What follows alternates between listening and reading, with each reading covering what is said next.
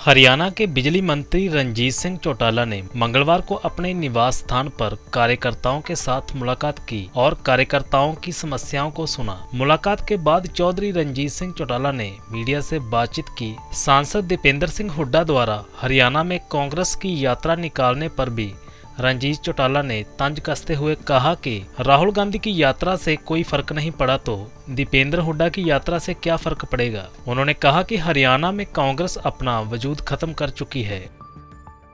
देखिए 9.5 साल में काम तो हुए तभी हम पिछली बार 2000 हमारी 14 में 47 विधानसभा जीते थे और 2019 में 40 जीते और अब जो हुआ है इसमें अभी हमारी सीट 44 आई है, मतलब 43 या 44 है, तो पहले से बढ़ के आया ना।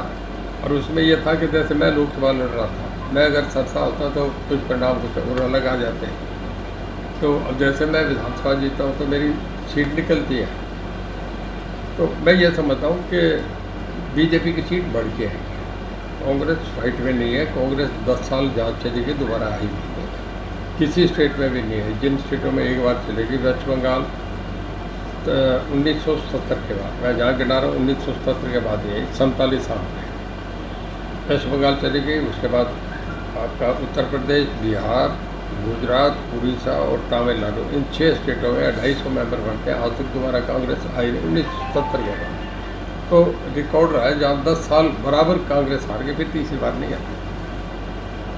अब लोकसभा चुनाव में कांग्रेस ने एक जबरदस्त फाइट की है, बीजेपी को कमबैक की है, लगता नहीं कि विधानसभा में भी अच्छा प्रदर्शन कर सकती है।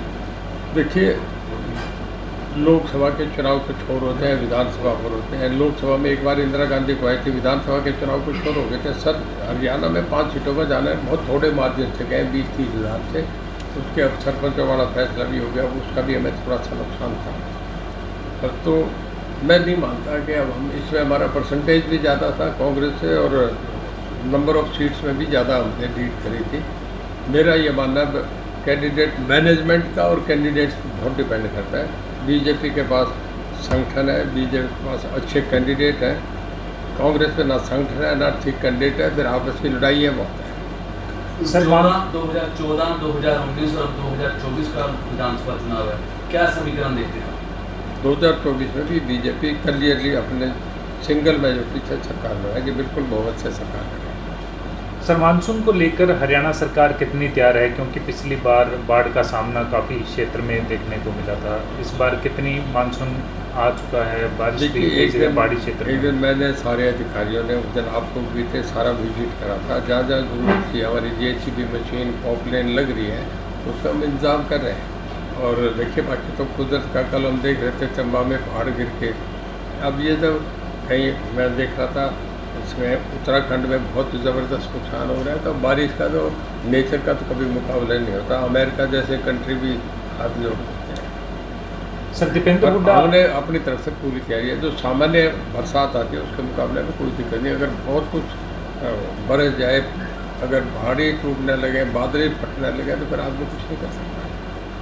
दीपेंद्र हुड्डा आज से यात्रा शुरू कर रहे हैं करनाल से। हरियाणा सरकार से सवाल कर रहे हैं कि पिछले जो 9.5 साल का समय रहा है उसमें भ्रष्टाचार बढ़ा है, नौकरियां नहीं मिली हैं, इसको लेकर कैसे देखते हैं आप? मैं समझता हूँ राहुल गांधी ने यात्रा करी थी, उसमें भी कई सवाल पूछे थे। वो बड़े लीडर, उनके सवालों को भी लोगों ने नहीं सुना। उत्तर देख जाना 90 सीट आई है और बीजेपी की 240 सीट आई है। लोग बहुत समझदार हैं, इन बातों का कोई फर्क नहीं पड़ता। लोग देखते हैं, काम को देखते हैं, लोग देखते हैं कि लीडरशिप कैसी है, लोग देखते हैं कि एक यूनाइटेड, ये ऐसे जो कमज़ोर सरकारें और जिनका गिरने का खतरा, उस सरकार को लोग 5 साल चलने वाली स्टेबल गवर्नमेंट को वोट देते हैं। सर भूपेंद्र सिंह हुड्डा गुट है और एक है शैलजा गुट। अगर अब हम हिसार में थे, कल परसों भूपेंद्र सिंह हुड्डा का प्रोग्राम था, वहाँ पर शैलजा गुट के कोई भी व्यक्ति नहीं थे। इसी प्रकार से जब शैलजा की रैली होती है, जनसभा होती है, तो कोई भूपेंद्र सिंह हुड्डा गुट से नहीं रहते हैं। कांग्रेस की इस गुटबाजी पर आपकी क्या प्रतिक्रिया? इसी गुटबाजी से कांग्रेस खत्म होगी ना जी। कांग्रेस आप देखिए सदा कभी एक पार्टी थी, 1952, 57, 62 3 बार लगातार बनते हैं, तो सामने ऑल्टरनेट ही नहीं था।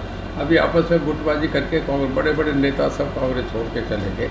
अब कांग्रेस एक ऐसे लोगों की पार्टी रहेगी जिसमें ज़्यादा चापलूसी और खुशामद करने वाले, जो जिनका जनाधार है वो कोई भी आदमी। सर बीजेपी को हाल ही में नया सीएम और नया प्रदेश अध्यक्ष मिला है, किस तरह के हालात अब देखते हैं? देखिए, बीजेपी में नायब सिंह सैनी दिन रात काम कर रहे हैं, मनोहर लाल जी भी बहुत बढ़िया कर रहे थे, उन्हें भी कोई कमी नहीं थी, पर एक नया यूथ है, नए उमंग से दिन रात करके काम लगता है।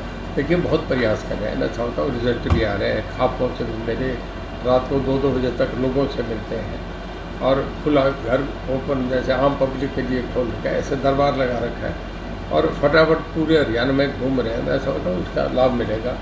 और हमारे जो बड़ौदी साहब बने हैं नए प्रेसिडेंट, वो भी मेहनती आदमी है, घूमेंगे, सब जगह जाएंगे, मेहनत से कौन मिलेगा। हमारे दोनों इकट्ठे एक लाइन लेके चल रहे हैं कि बीजेपी के लिए काम कर रहे हैं।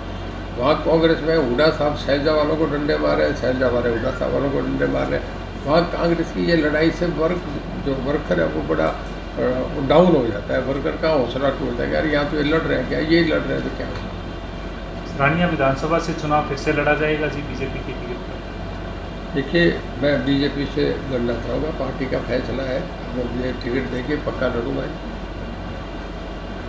तो सब जिन किसानों ने 10 HP का फार्म भर रखा है ट्यूबवेल कनेक्शन के लिए, उनका सोलर में कन्वर्ट कर रहे हैं कि 10 HP तक का सोलर का आप ले लीजिएगा, लेकिन वहाँ पे वाटर लेवल ऑलरेडी बहुत नीचा जा चुका है, तो सोलर वहाँ पे कामयाब नहीं हो रहा। तो कुछ किसानों की मांग है कि बिजली का भी हुआ था जरूर। इसके बाद एक सर्वे भी हुआ है, बॉर्डर साइड में कराया, जहाँ इस तरीके की दिक्कत है कि हम किसान की मदद करना चाह रहे हैं। जहाँ कोई ऐसा इशू है कि वहाँ उस पर सोचेंगे, ठीक है।